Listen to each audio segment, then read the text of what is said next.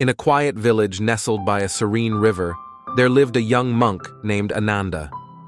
Ananda had been dedicated to studying Buddha's teachings for many years, yet despite his commitment and effort, he felt he could not fully grasp the true essence of enlightenment. He often found himself burdened by attachments and desires that clouded his mind and weighed heavily on his heart. One peaceful morning, Ananda approached Buddha, who was meditating near the riverbank under the shade of an ancient tree. The sun cast a gentle glow on the water, creating a tranquil atmosphere. Ananda bowed respectfully and began to speak, his voice tinged with frustration and longing.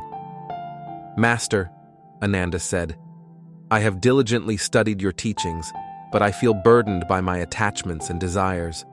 How can I free myself from them and truly understand enlightenment?" Buddha opened his eyes and looked at Ananda with kind, compassionate eyes. "Come with me, Ananda," Buddha replied softly. "Let us cross the river." Curious but trusting, Ananda followed Buddha as they walked along the riverbank. They gathered bamboo and reeds, and together they constructed a simple raft.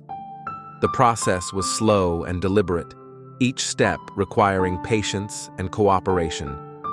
Once the raft was ready, they set it gently on the calm waters and climbed aboard.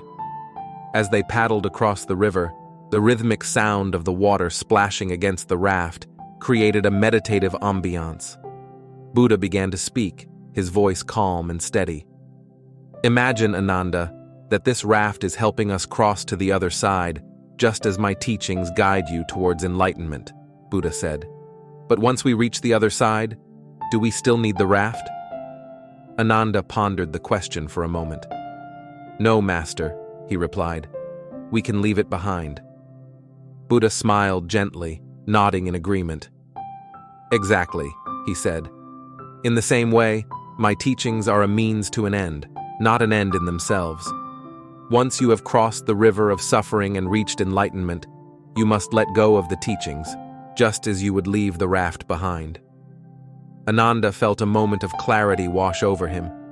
He realized that his attachment to even the teachings themselves could hinder his progress towards true enlightenment. They reached the opposite shore, and Ananda helped Buddha pull the raft onto the bank. As they rested on the shore, Buddha continued his teaching. "Attachments, whether they are material desires or even spiritual teachings, must be let go when their purpose is fulfilled," he said. "Only then can you be truly free." Ananda felt a profound sense of understanding. He realized that enlightenment required not just the accumulation of wisdom, but also the ability to discern when to hold on and when to let go. The journey across the river had been more than a physical crossing. It was a symbolic journey towards letting go of attachments. As they walked back to the monastery, Ananda felt a lightness in his steps, as if a great burden had been lifted from his shoulders. He knew that his path to enlightenment was clearer now, marked by the wisdom of letting go of what no longer served his journey. Each step he took felt more grounded, more purposeful. From that day forward, Ananda practiced non-attachment, embracing each moment with an open heart and mind. He learned to appreciate the present without clinging to the past or worrying about the future. The lessons from the river crossing became a cornerstone of his spiritual practice, guiding him towards a deeper understanding and a more profound peace. Ananda's transformation was evident to those around him.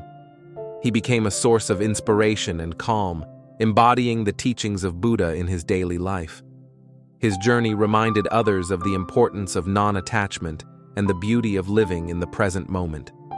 And so, Ananda's quest for enlightenment continued, now enriched with the wisdom of letting go.